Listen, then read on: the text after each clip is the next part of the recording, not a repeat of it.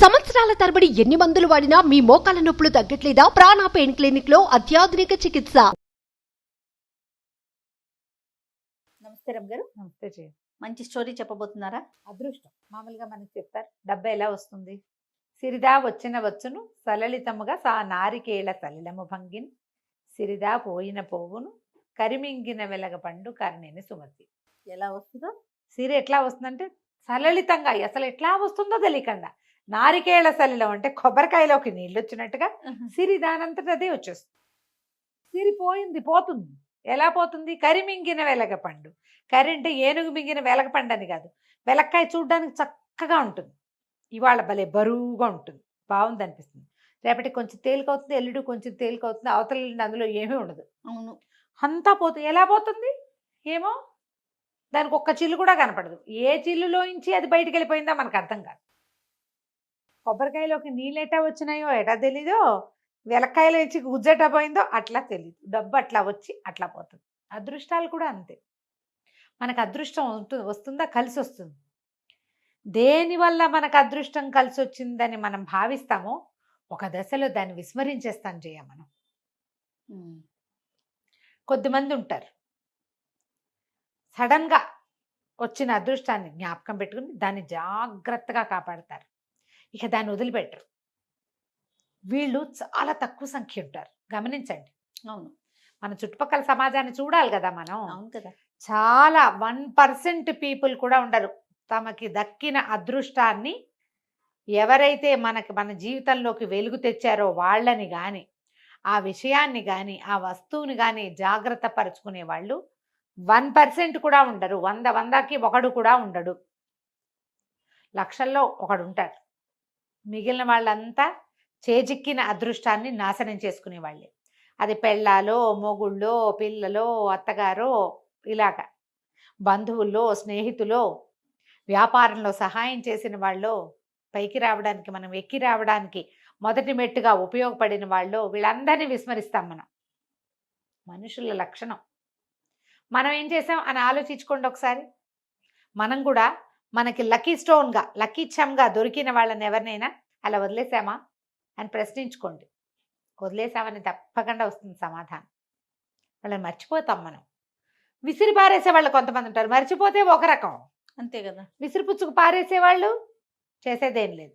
చిన్న చందమామ కథ చెప్తాం. ఈ మొత్తం పాఠం ఎందుకు చెప్పానంటే, మనం జీవితంలో ఎప్పుడూ చేసే పొరపాట్లు ఇవి. ప్రతి మలుపులో am I కరెక్ట్ అని ఒక ప్రశ్న ఉండాలి మనకి. నేను ఏదైనా తప్పు చేశానా, నేను సరిగ్గా ఉన్నానా అని మనం మన జీవితపు ప్రతి మలుపులోనూ ప్రశ్నించుకుంటే కరెక్షన్స్ సులువుగా కుదురుతాయి. మనం కరెక్ట్ చేసుకుంటుంటే మన పిల్లలకి కూడా ఆ కరెక్షన్ పద్ధతి అలవాటు అవుతుంది. మొదట్లో నేర్చుకోరు, కానీ 30 ఏళ్ళు వచ్చాక వాళ్ళకి తెలుస్తుంది అమ్మా నాన్న ఎలాంటి కరెక్షన్స్ చేసుకున్నారు, వీళ్ళు కూడా చేసుకుంటారు. ఎంత చెడిపోయినా ఏదో ఒక దశలో నిలబడి కరెక్ట్ చేసుకుంటారు. ఇది మనం అలవాటు చేసుకోవాల్సిన విషయం. అందుకోసం ఇంత పాఠం చెప్పాను అనమాట. కథ చెప్తాం. ఒక బెస్తవాడు ఉండేవాడట ఏదో దేశంలో. అయితే ఇతను ఏం చేసేవాడు, చిన్న బుట్టల్లాంటివి చెరువులో అక్కడక్కడ వదిలిపెట్టేవాడు. ఊతలు అని రాస్తారు, ఊత ఒక బుట్ట అన్నమాట. దానికి కర్రలు కట్టి వదిలిపెట్టేవాడు.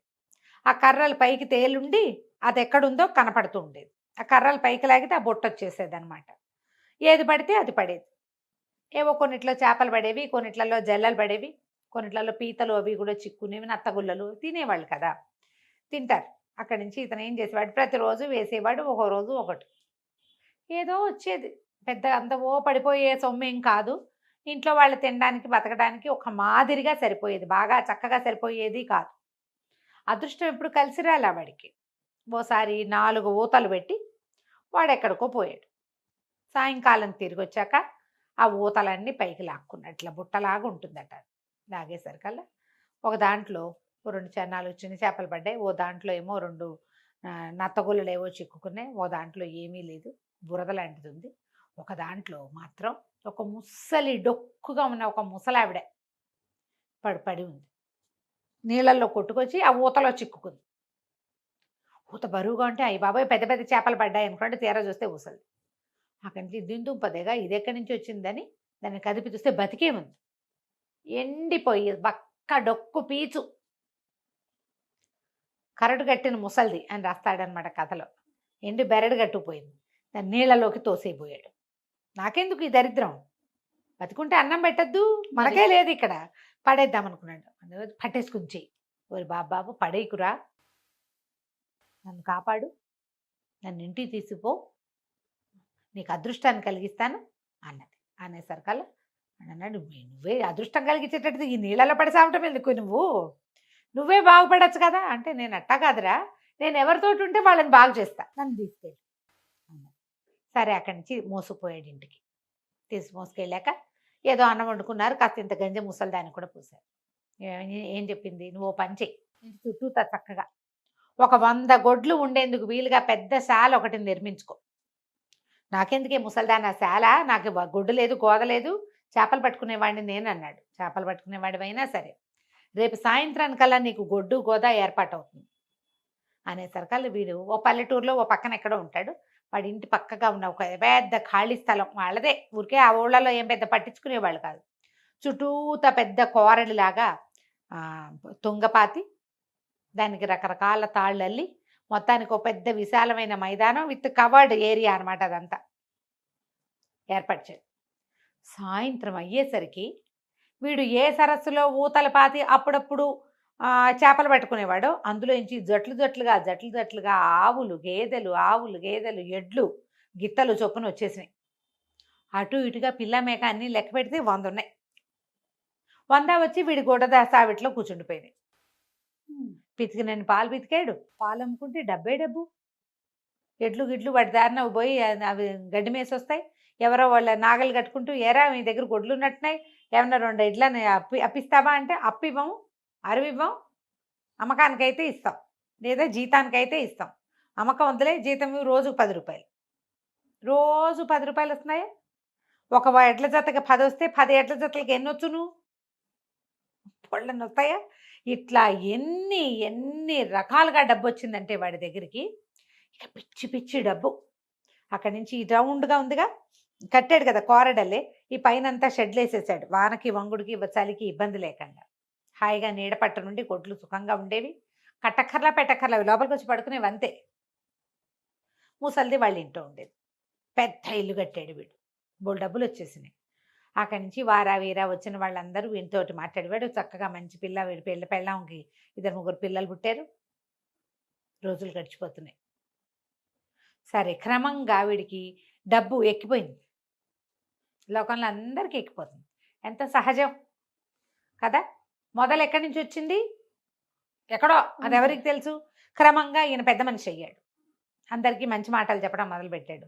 ప్రతి వాళ్ళు వస్తే మనం ఇంతే, మన స్థాయి మన స్టైలు చిన్నప్పటి నుంచి ఇంతే, మా తాతలు నేతులు తాగారు, ఇలాంటివి బోల్డ్ అని చెప్పేవాడు. ఇప్పుడు అవన్నీ మాట్లాడను, వేరే పని ఉంది నాకు అనేవాడు. ఎంత గొప్ప వచ్చింది. అయితే ఏమైంది, పక్క ఊర్లో ఒక పెద్ద విందు జరిగింది. ఈయన అందరూ పిలుపులు వస్తాయి కదా పెద్ద మనుషులందరికీ, ఈ పెద్ద మనిషికి కూడా పిలుపు వచ్చింది, పెద్ద మనిషికి కూడా. సరే ఎక్కడికైనా వెళ్ళేటప్పుడు ఈ ఖర్చు నాది అని చెప్పడం ఒక గొప్ప. ఇవాళ సారాయి ఖర్చు నాదని చెప్పాడు ఆ పార్టీలో. విపరీతంగా పోశారు, ఈయన యథేచ్ఛగా తాగాడు, తను పోయించిందే కదా. తాగేసి ఇంటికి వచ్చాడు. వచ్చి రాత్రి 1 గంట అయింది, తలుపు కొట్టాడు. తలుపు కొడితే ఎవరు తలుపు తీయలే. 12 దాకా చూశారు, 12 తర్వాత పడుకున్న వాళ్ళకి మెలకు రాదు. అక్కడి నుంచి గట్టిగా అరిచాడు, కేకలు పెట్టి, ఎన్నేళ్ళ నుంచో నా ఇంట్లో పడి తింటున్న ముసలితో తేది అన్నాడు. నేను తీసుకొచ్చి నా నెత్తి మీద పడిపో తింటోంది, అదైనా మెలకుగా ఉండొచ్చు కదా, ముసలిదైనా నా కోసం తలుపు తీయటానికి. తీవే ముసలిదానా, బతుకున్నావా చచ్చావా, నువ్వు ఏ మూలున్నావు, తలుపు తీవే అన్నాడు. అనగానే ముసలావిడ వచ్చింది, తలుపు తీసింది. నువ్వు నన్ను తిట్టేవని, ఆ తిట్టక నేను ముద్దెట్టుకుంటారా, తలుపు తీయలేదు నువ్వు అనేసరికల్లా, నన్ను తిట్టిన చోట నేను ఉండను సుమి అంది. ఉండపోతే పో, ఎవడడిగాడు నేను, ఉండపోతే వెళ్ళిపో. ఆవిడ లోపలికి వెళ్ళి పడుకుంది. వీడు కూడా ఆ తాగిన మత్తలో ఏదో ఈడ్చుకుంటూ పోయి లోపలికి వెళ్ళి పడుకున్నాడు. తెల్లవారేసరికి ఆవిడ వాకిళ్ళు ఉడిచింది, ఇల్లు ఉడిచింది, పక్కల దుప్పట్లు అన్నీ మడత పెట్టింది. 10 గంటలకల్లా నడుచుకుంటూ ఇంట్లో నుంచి బయటికి వెళ్ళిపోయింది.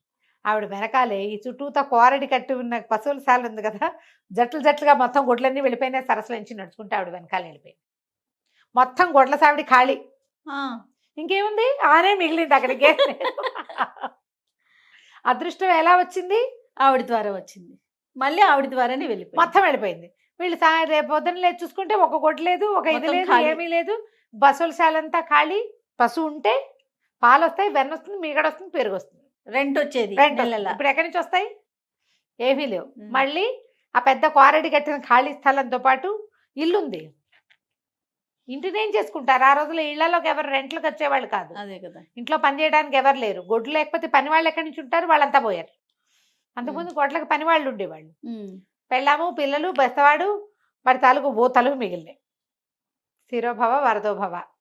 మళ్ళీ ఊతలు వేసుకోవడం ఇంకా చేసేదేం లేదు. అంతే.